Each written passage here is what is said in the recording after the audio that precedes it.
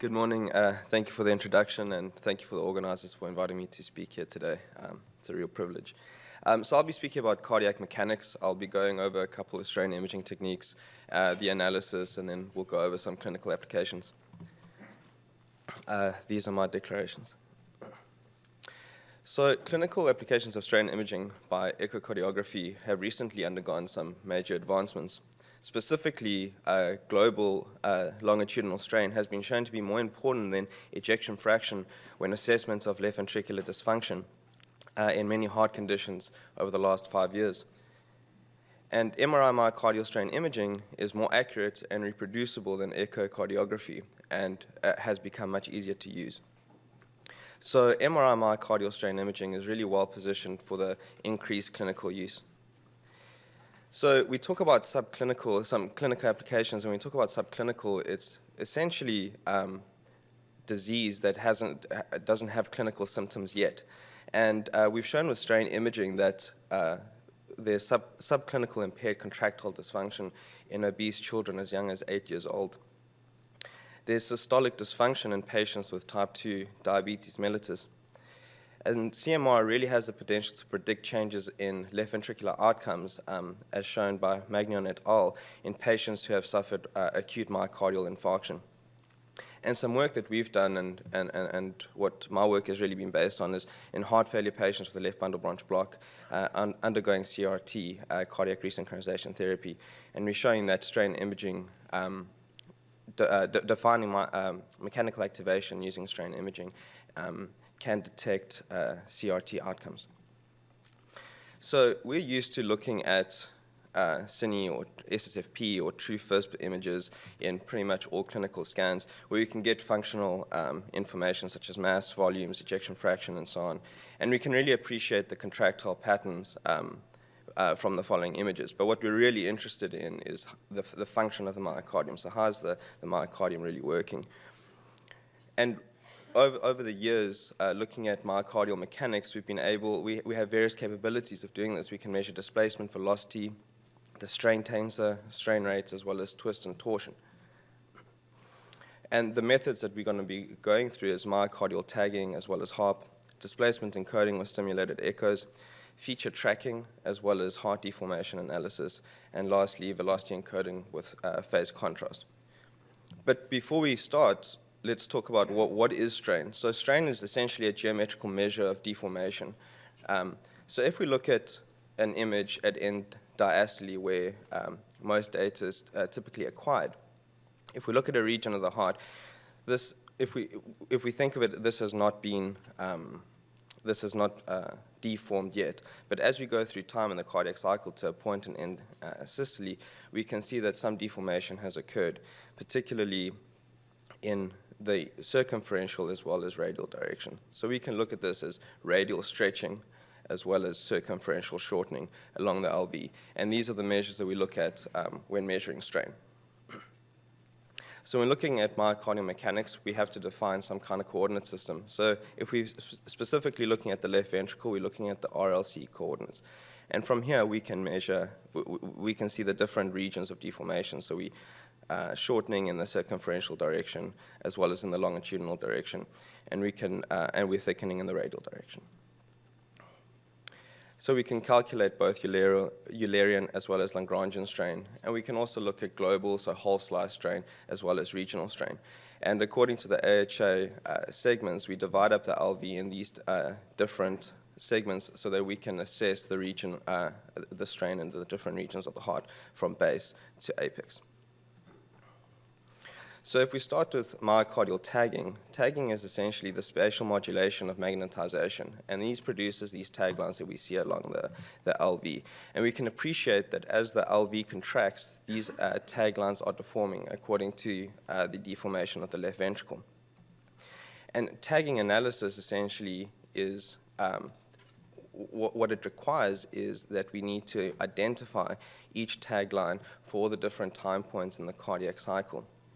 And this can be a little time-consuming and hindering to tagging. However, with the reliable detection of tag lines, we can create these deformation grids, and then we can calculate the displacements for the different time points in the cardiac cycle, from which we can then calculate strain. And shown in, on these images over here, we can see radial strain, so thickening of the myocardium, as well as strain in the circumferential direction. And a small limitation of tagging is that the spatial resolution is not actually dependent on the image resolution, but it's actually dependent on the distance between the tag lines. And as I mentioned, the tagging analysis can be quite time-consuming, and that's where HARP, or Harmonic Phase strain analysis of tag images, was invented. And the HARP technique is like I said, is based on tagging, and it isolates a Fourier component of the amplitude modulated data, and it tracks pixels with constant phase through time. So if we start with a tagged image, if we take the Fourier transform of this, we can see that we get various spectral peaks in K-space. And if we using a bandpass filter, we can isolate a certain peak, and all these peaks have some kind of motion information. And we can reconstruct both magnitude and phase images. In the bottom left here, we can see it's the low resolution magnitude image, and the reason it's low resolution is because we're only using part of K-space to reconstruct the image. And we can use this image to basically understand the anatomy, look at the anatomy, as well as for segmentation purposes. And then we can extract the phase information, and we can appreciate that there's phase discontinuities in the direction of the encoding direction. And the phase discontinuities is almost aligned with the actual tag lines, but there's actually motion information along these discontinuities. And the underlying principle of HARP is essentially that the harmonic phase is a material property of the tag tissue, and it's this property that is used to then track the tissue motion. So HARP analysis follows pixels from frame to frame by means of a constant phase constraint. And contours, as seen in this image, of equal phase can be overlaid over the magnitude images to produce these deformation grids similar to conventional tagging for better visualization. And it's these motion tracking that can then be used to calculate strain. And here's an example of harmonic phase strain analysis, where we're looking at the circumferential strain in 4 different segments of the LV. But here's a better representation, I think, and it's a time series beginning at the start of systole, moving through to diastole, with the tagline superimposed on the HARP strain analysis. And we can appreciate that as the heart begins to contract, the taglines begin to deform according to the deformation of the left ventricle, as well as the color. So the color represents a circumferential strain. And we can see that at peak systole, at end systole, the colors at its darkest and the taglines are mostly deformed. And then we can see that it begins to relax again as the heart moves into diastole. So moving on to displacement encoding with stimulated echoes. So this is a technique where the motion information is stored in the stimulated echo, and the change in phase of the images is directly proportional to the displacement. So the following images show the magnitude of the dense image, as well as the phase encoded in the X direction, as well as the Y direction. And you can appreciate the color of the phase images is changing from left to right for the X encoding and up and down for the Y encoding. And using this information, as we know vectors has both magnitude and phase, we can then produce the Lagrangian displacement fields, illustrating the contraction and deformation of the left ventricle. So looking at some results from a 1.5T scanner, we can see that here's the dense magnitude image and the phase unwrapped images in the X direction as well as the Y direction, the corresponding displacement map, and then the corresponding circumferential strain as well as radial strain maps. So as I showed in at the beginning, using the AHA anatomical model, we can then divide the LV into different regions where we can then assess regional strain. And this is an example of a healthy volunteer circumferential strain and the corresponding circumferential strain time curves, which represent each of these segments along the left ventricle. So at the beginning of the talk, I spoke about Cine SSFP and cardiac function, and recently there has been a lot of work using these images to quantify myocardial deformation, to quantify strain. And it's got lots of advantages, primarily because we're already acquiring this data, so no more acquisitions are required. So feature tracking has really started to grow, and essentially you draw an endocardial contour along the left ventricle, and it tracks features which includes the brightness of the gradient tissue, homogeneities, tissue edges, and from this we're able to calculate displacement, velocity, and strain, from which we can analyze various data sets. Heart deformation analysis is also done on Cine SSFP or TrueFISP, and this slide is courtesy of Dr. Marie-Pierre Joly as well as Dr. Sandrea Greiser. And basically what they've done is they're not just looking at the endocardial contour, but they're actually deriving strain from the deformation fields over their entire image, and they're able to register these fields through time in order to quantify displacement and then calculate strain. So if we look at the next slide, they're able to calculate the strain tensor according to displacement and position. And they can then project these onto contours and are able to calculate both radial and circumferential strain. So here's the deformation strain map along the LV, and then they're able to calculate multi-slice, single-slice, multi-slice radial strain, and these are the corresponding radial strain time curves. So what we wanted to look at is, all right, so how accurate and how reliable is heart deformation analysis? And we wanted to compare this with dense strain, which is really accepted as a accurate and reproducible strain imaging technique. So if we look on the left-hand side, we can see the strain time curves for a healthy volunteer.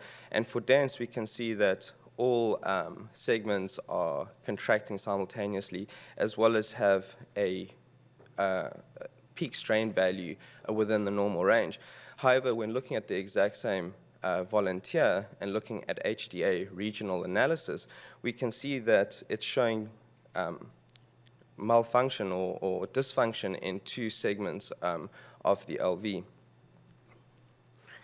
We also looked at patients with heart failure and left bundle branch block, and we wanted to quantify, and we used a parameter known as QRSVD, which is an index of mechanical dyssynchrony, which is based on the circumferential strain, where you get a value between 1 and 0, and 1 describes dyssynchrony and 0 describes dyssynchrony.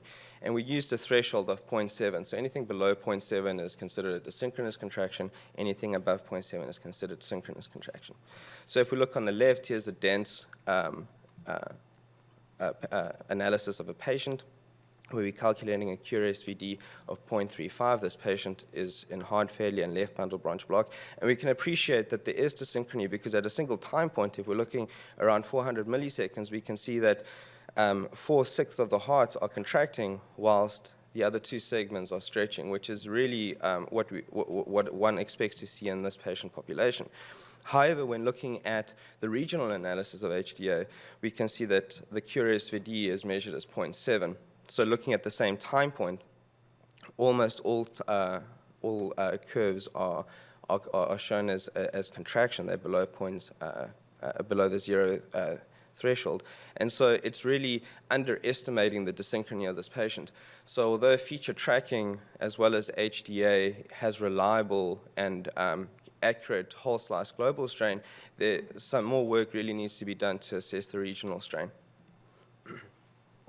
So moving on to phase contrast velocity encoding, similar to dense, it's actually encoding the instantaneous velocity into the pixel phase at a high spatial resolution. And this technique is really very often used to quantify blood flow. So looking at valve function, regurgitation within this valve function, as well as peak velocity measurements. So here's an example where we're looking at the mitral valve as well as the aortic valve, and here are the corresponding phase images. And again, the different colors of phase is showing the direction of flow, white and black. And then from these phase images, we can then calculate the corresponding velocity time curves. And in this example, we can see that we're doing the transaortic velocity time curve as well as transmitral. And we can, and from this information, we can calculate parameters such as the isovolumetric relaxation time or the isovolumetric contraction time, and it can give us measurements of systolic and diastolic function. But PCMR has also been used in several clinical studies to quantify the regional myocardial motion and detect contractile dysfunction under various conditions. We're looking at, and an example of this is looking at the time to peak of velocity to quantify ventricular dyssynchrony, as well as reduce systolic and diastolic peak velocities in heart failure patients. So here's an example of a healthy volunteer, and we can see that they've got the velocity time curves here at the bottom, and they're measuring the velocity time curves for the septum and the lateral wall, and they peak around the same time. However, when looking at a patient with dyssynchrony, we expect the septal wall to contract first, and that's what's happening here. We see that we reach a peak velocity in the septum first, and then there's a delay in the lateral wall. And they measure this delay between the two. In this case, it was around 112, 115 milliseconds in order to quantify the amount of dyssynchrony that's happening.